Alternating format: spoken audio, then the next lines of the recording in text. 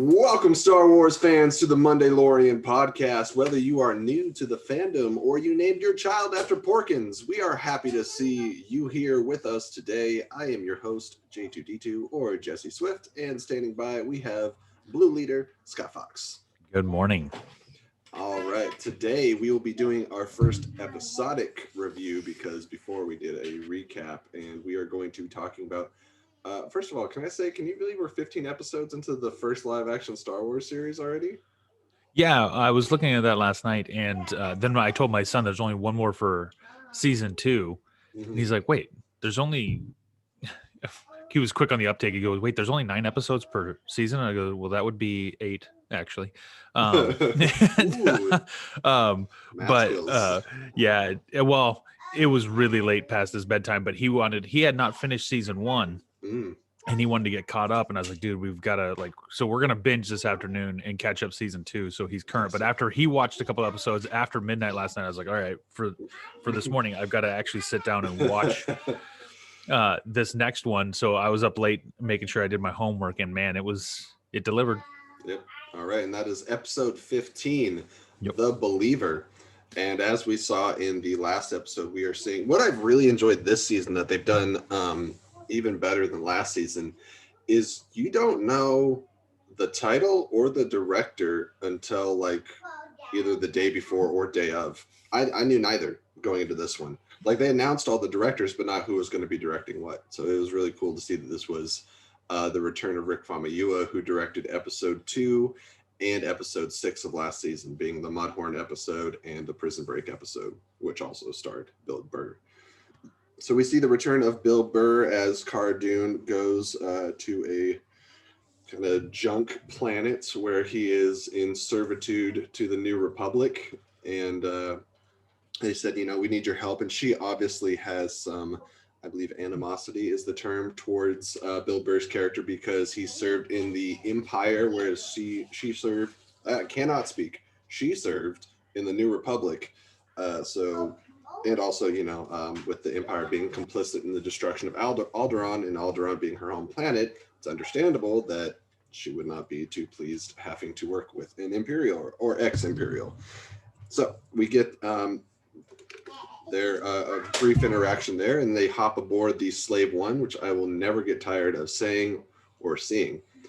Once upon the ship, we see something new about Boba Fett. Care to speak to that? Oh, that was one of the first things I wrote down is, so on my thing, it's got Marshal Dune coming in to rescue Mayfield. And then I got the inmate number 34667 for Mayfield. And I wrote that down mostly to think, is there some weird code behind this? They like to slip numbers that are... mean something to a lot of the characters or the production people or the director or that have some standing with it. And I couldn't find anything specific. But the next thing we saw on Slave One was Boba Fett's armor repair. Man, he looked clean. It's so never looked that good. No, the one thing I do love is they left the bullet dent in his forehead. Beautiful. That was my biggest fear. Were they going to take that out? But the dent on his helmet was still in place, and that was my biggest concern. As soon as I saw the repaired armor, I'm like, okay, and the repainted armor. I'm glad you noticed that because I actually missed it. I was just so caught up in all the bright colors. I was searching that out because that's a trademark thing for his helmet was that dent, and so I made sure to see. I was very excited to see Boba Fett get the paint upgrade. We find out that they need to go to an Imperial, I forget what it is, but they're trying to find coordinates to Moff Gideon's ship. And he says, you have to use this certain machine. And we go to, was the planet called Morak? Did you happen to write that down? Yeah. Morak is a mining colony. Thank you. And all right, I apologize about that. So we were talking about Morak, the planet, and it's a mining mining colony where the Empire is basically trying to hijack resources from the locals. Rhodinium? Yes. And sounds right. I believe that's the best pronunciation I've heard outside of the show. So, all right. I'll take that win. And you could tell the locals are not a fan of what the Empire is doing. Go figure. Stealing resources. Yeah. And so they're pretty hardcore about their rebellion to stop the Empire from getting any of the juggernauts, which I believe were formerly called turbo tanks in the Clone Wars. They are well, once we get to Morak, what is the plan that they come up with to try to get to one of the databanks so that they can get the coordinates? What they do is they basically hijack one of the juggernauts, which are taking the Rhydonium and trying to transport it there. But similar to the movie Solo, to travel with this stuff, it's very volatile. Too much bouncing or anything. It's like driving with a truck full of nitroglycerin. Weird thing to note, but I just love Tamora Morrison so much, and he says certain words that just sound better than anyone else's pronunciation, and volatile was one of them. Yes. But basically they have to hijack this juggernaut turbo tank that's full of this explosive material and transport it. And so they capture the one going through a tunnel, hijack it, and then proceed to try and get that into the Imperial fortress, or the refinery is what it is. Big moment for Mando. He has to be talked into. So we have Cara Dune and Fennec Shan up on the hills to be the sharpshooters, and then we get Mayfeld and Mando that go incognito as these troopers driving the Juggernaut. That's a really cool moment, and again, it's a character development thing for Mando. He has to make a decision. Is it and Mayfeld calls him out on it as they're driving and talking about everything, but that's a little ahead. But he has to basically make the decision to take off all his Beskar and put on the regular armor. And we find also, as he has to fight a couple people, that regular trooper armor is not Beskar. It is not Beskar. And he gets hit with some stuff, and you can see him even like holding some stuff like, man, like that really hurt. Like it reminds me, it literally reminds me of Superman 2, when Superman removes his powers from himself and he's mortal, and he gets punched in the face and realizes this is terrible. like bloody nose, he's hurt, he has zero strength anymore. Normally a slug in the face he would have never even felt. And so Mando is taking these hits from these guys, and they all count, like every one of them. And he doesn't, his blaster also has like 6 rounds that he gets from, and so it runs out of bullets. And it was one of the cool things, because you never see in movies the hero run out of ammo. They never run out of ammo, and suddenly he's out of bullets, and he has to actually throw the gun, which is it's one of those things that just adds to a level of the show in those moments. But basically they're transporting the stuff, and then there are locals who want to stop them, so they're trying to explode it with thermal detonators. And so they're, flying up behind, jumping on. Mayfeld has to drive, and or Din, because he's no longer Mando without the suit. He's Din. He has to jump out and fight off all these guys by himself. And they have to maintain a certain speed, because it's so volatile that if they go too fast, they could blow up. But at the same time, if they go too slow, then these guys are on top of them. So it's just this like constant push and pull between fighting these natives. And I like that in the fight, because I was wondering when Mando got the Beskar spear a few episodes back, I was like, well, how often do we see him use hand-to-hand weapons? So I really liked getting to see him use a spear-like weapon in this to fight these guys off the Juggernaut. Oh, when he harpoons the one guy right off the back, it's fantastic.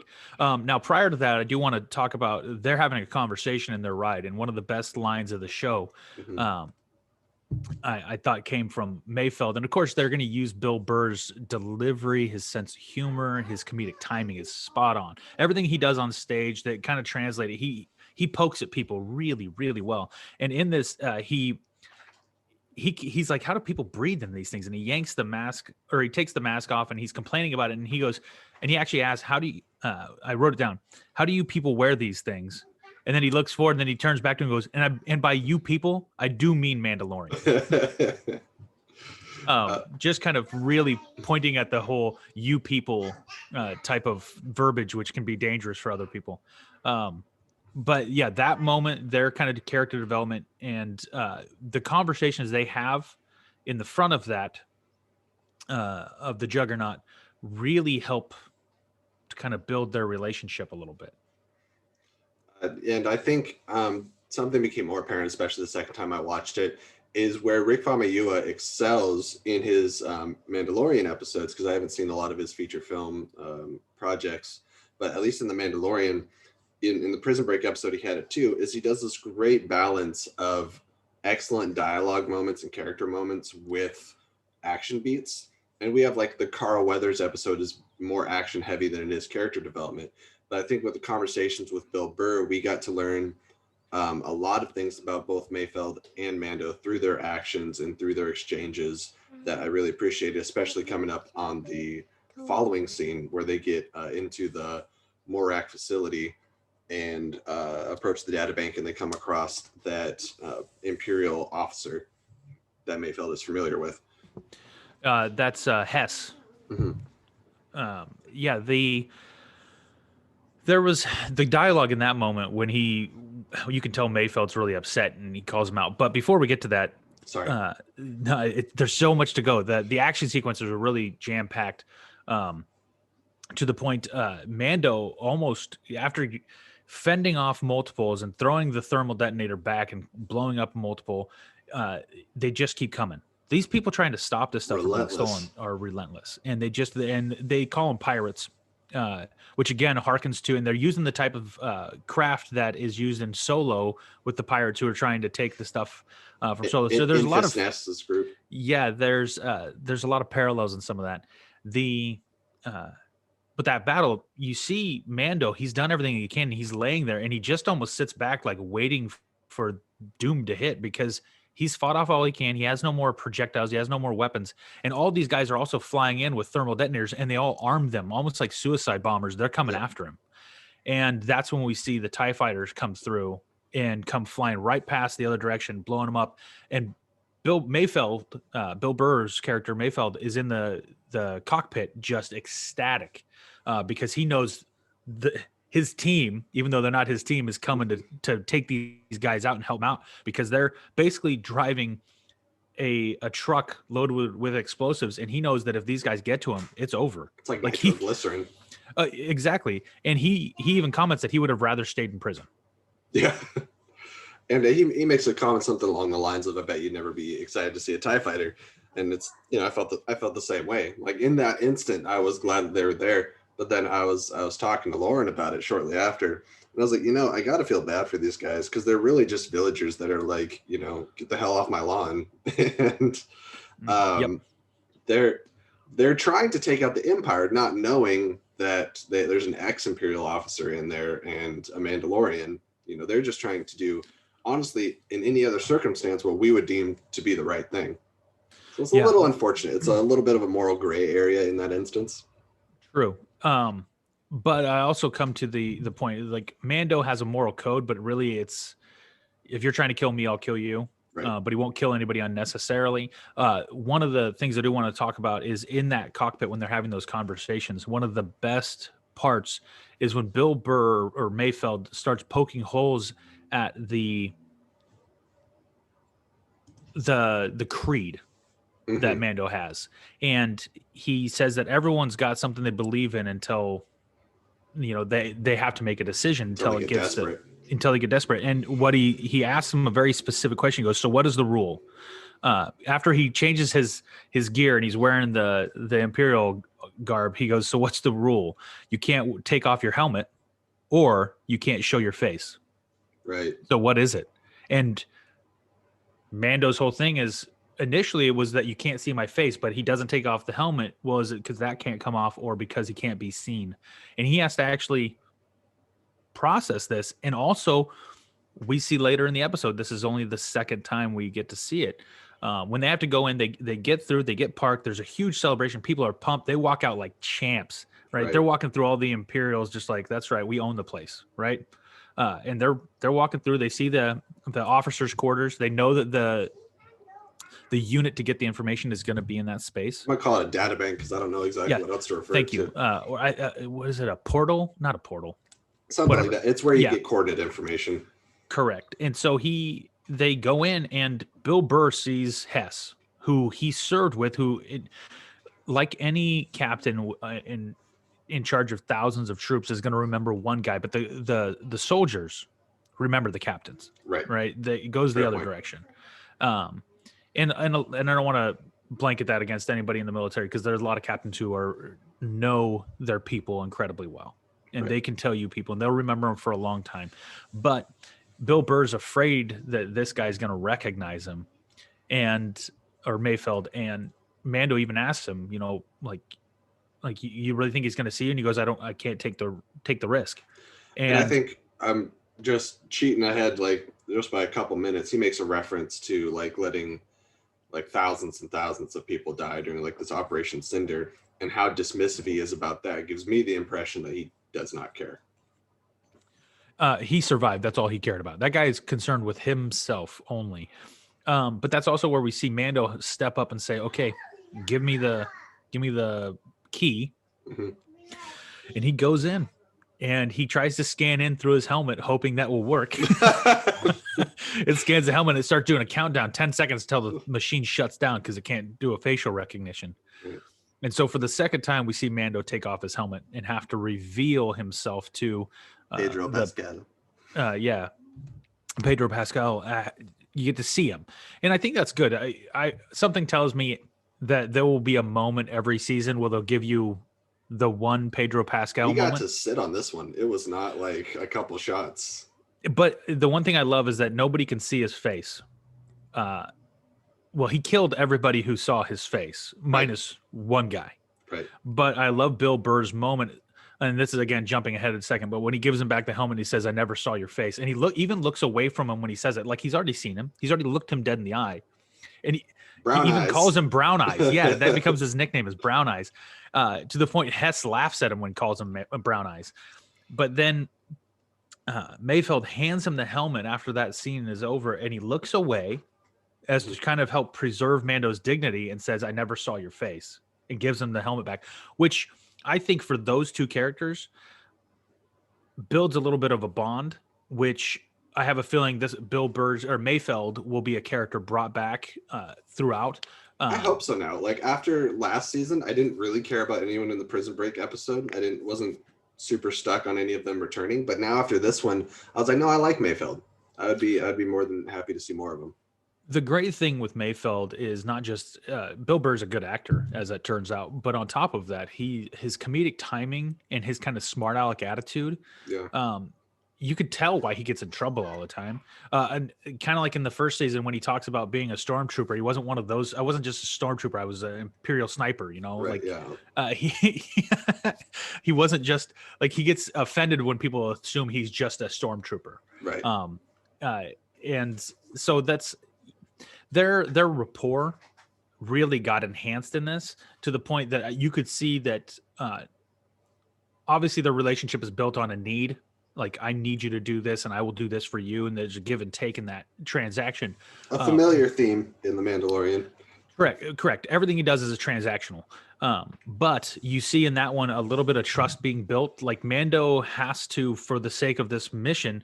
And basically he says, or he comes down to, if you want to see the Grogu alive, you want to see the kid alive, you're going to have to show yourself.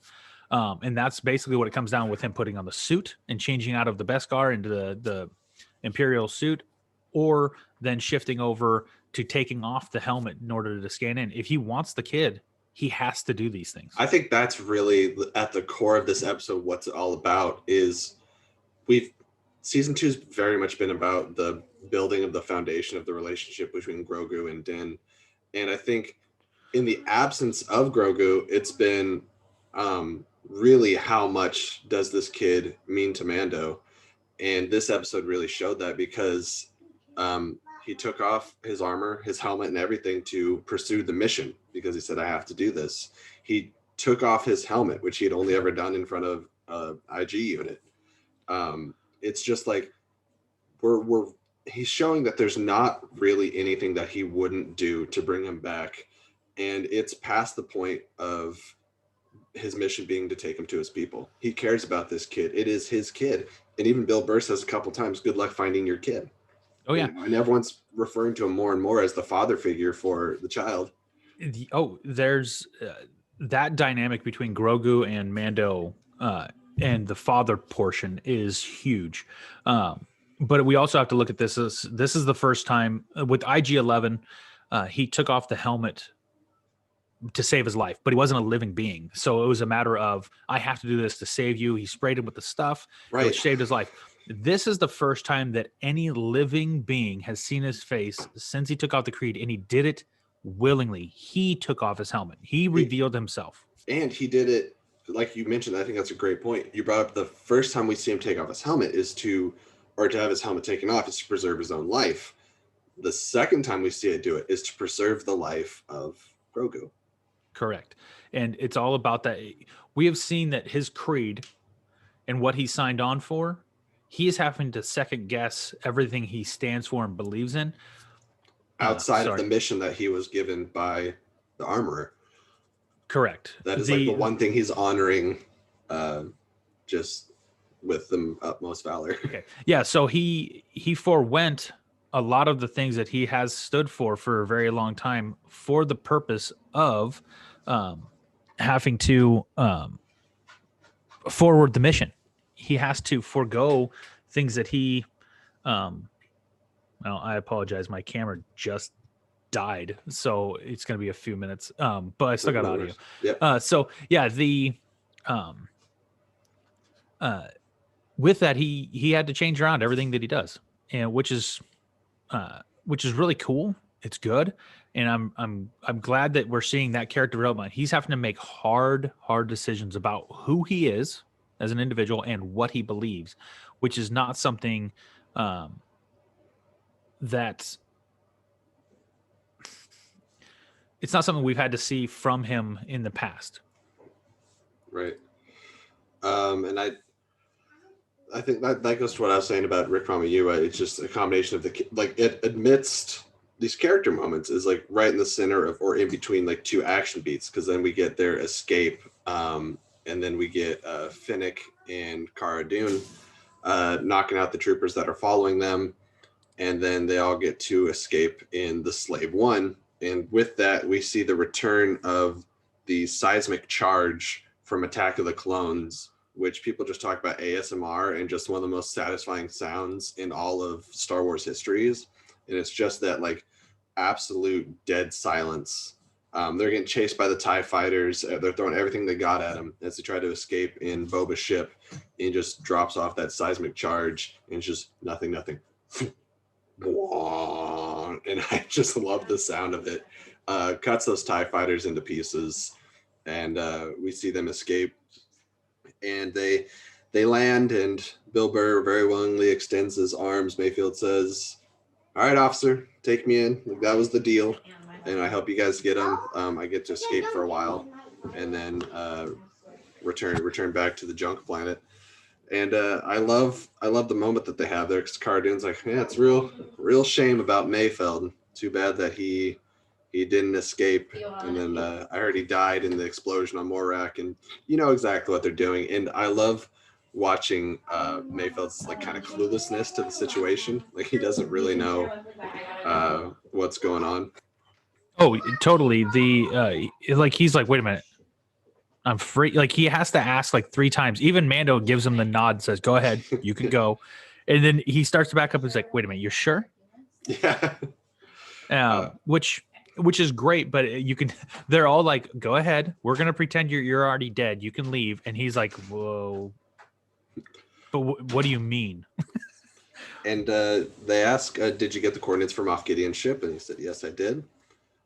Which after all that, I should hope so. And we get to cut to Gideon's ship, and I thought, oh, we're finally going to see baby Grogu, Yoda Grogu.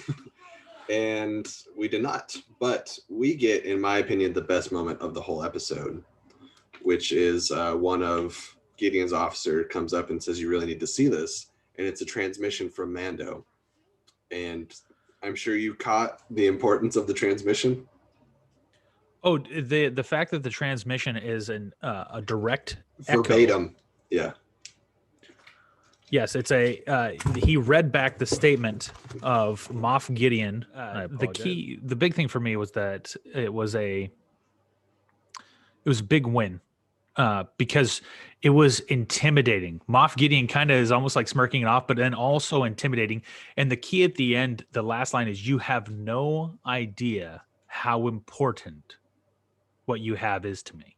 Right. Like, to the point when he says it, like Moff Gideon says it, and it's like, this is a rehearsed speech. When Mando says it, he's pissed. Yes. He is coming for Grogu because you kidnapped my son.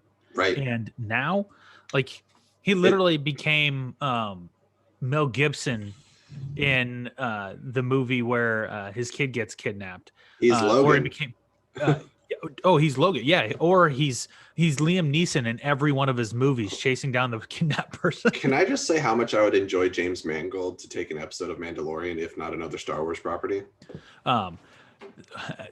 Any one of these directors, I haven't felt like there was an episode where I don't think that director could have done a good job with another one. I love that they're rotating in directors, that it's not just one guy helming the ship for all of it. Who do you think's gonna direct? Because so there's 8 episodes. They gave us 7 directors announced before the show, and I think they left the season finale is unclear. Do you think Jon Favreau returns to do the season finale, or a surprise director, or maybe Dave Filoni? Did we have Taika Waititi yet this season? He did the finale of season 1. He did, but he was not announced to return for the season. Yeah, but he's very busy. That's true, but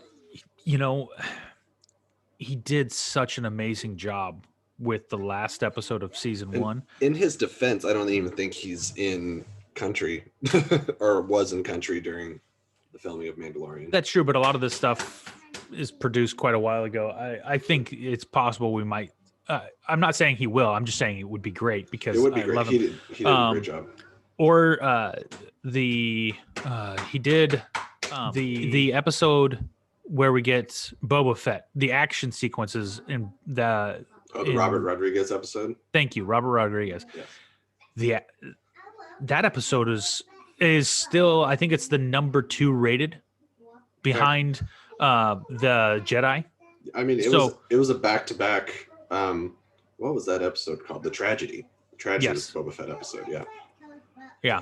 But that episode alone, which, can I also say the title, The Believer? Interesting. I didn't really get until now that we're talking about it.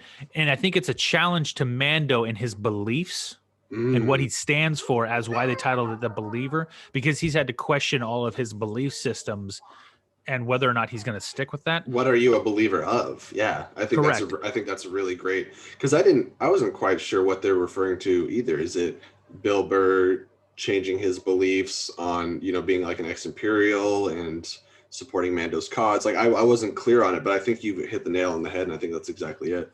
Yeah, that just came to me because I've been struggling with why they picked The Believer as a title. All the other episodes, the title plays itself out pretty plainly. The Marshal, the Passenger, the Jedi, the Heiress, the Jedi, the Tragedy. Yeah. The Tragedy was like, that was the hard thing about that one, is the title alone said something bad's happening. Baby Yoda's going to get, or Grogu's going to get kidnapped. Something's going to happen. Somebody's going to die. My fear was that Boba Fett was going to get killed off, like right after getting his armor. But then it turned out that his ship gets just devastated, and all he's left with is his spear and the knob that he's waiting to get back to his son. I mean, I know that's not the episode we're talking about, but could it be put more plainly? It's like, here's your best car weapon, here's your mission. Like the 2 things left in the ship. Yep, and not only that, that's the artifact that he was playing catch with his son with. So that's gonna stick in his brain really bad. Oh, big time. But then all the episode titles made sense, and they kind of tipped you off to what you. And The Believer, it took until obviously today, and I was thinking about it the whole episode, like what. And I guess I completely overlooked it when he and Mayfeld are having that discussion about belief and what they really believe. And so it makes sense now in hindsight thinking about it, but it was the first time that an episode title kind of left me as like, I don't get where they're going with this specific title. So I think we're left in a very exciting spot. Even this season, I feel like the last 2 episodes are feeling like less of a 2-part finale. Because it's not as connected. Definitely 7 and 8 in season 1 was definitely 2 parts of the one big long episode. So Yes. I'm really looking forward to. I think this is going to be a crammed episode. Do we see Bo-Katan come back because she's got it out from Moff Gideon? What of all is going? I'm just really excited for what this could encompass, and so that will be our next week. Will mark our final episode of the Mondaylorian for this season. Yeah, this season. And I would like to, if we have time and the news keeps rolling out, I would love to continue doing a Star Wars. Is that your ringtone? my alarm for us running out of time is R2D2 screaming. So that's very fitting. Yeah. Anyway, so that I will say, I think that as far as the finale, right. And I would love to keep doing this kind of stuff as well.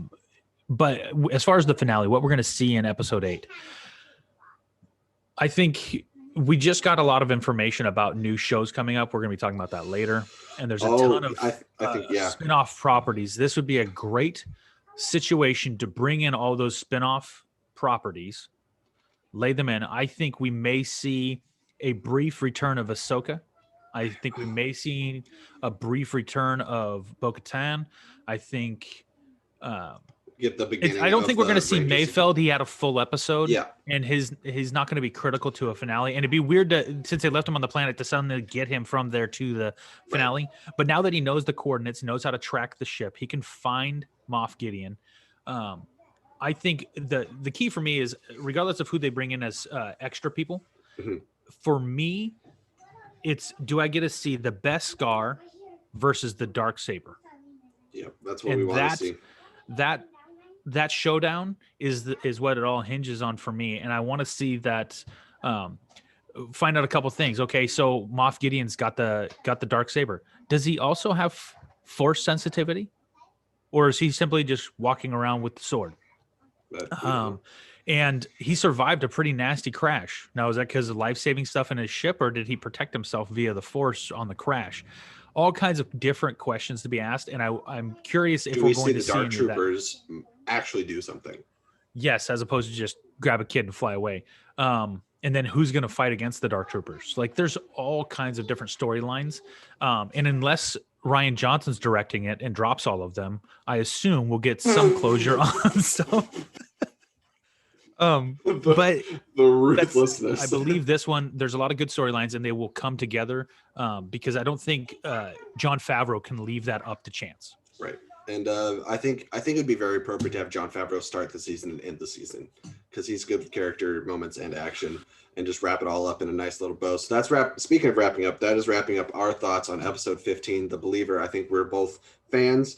Not my favorite episode of the season. I don't think it's actually in my top 3 even, but not a bad episode by any stretch of the imagination. Enjoyed it very much, and looking forward to getting together next week for the season finale. I'm sure we will have loads to talk about, and it'll probably be an exceptionally long episode as we theorize for what season 3, which has now been officially confirmed, what that will hold for us in the future. So until next time, guys, thank you so much for joining us, and this is the way.